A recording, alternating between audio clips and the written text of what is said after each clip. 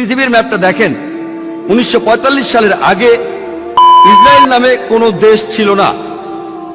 Israel দেশটাই ছিল না। এই ইহুদি দলগুলি, এই দলগুলিকে সন্ত্রাসী বলে ডাকতো ব্রিটিশরা। তারা একটা ইহুদি রাষ্ট্রের জন্য লড়ছিল।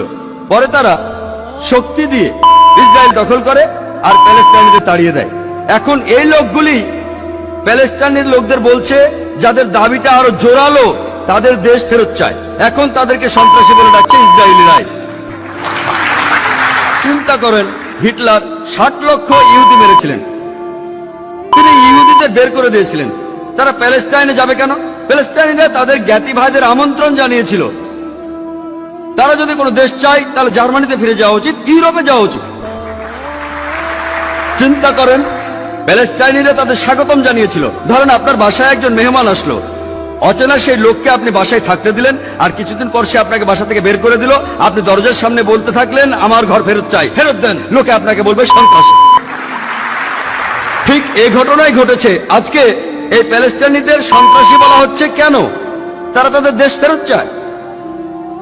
আর এখন পৃথিবীর মানুষ, বিশেষ করে উন্নত দেশগুলির মানুষ, তারা নির্বিকার ভাবে এই অন্যায় মেনে নিচ্ছে।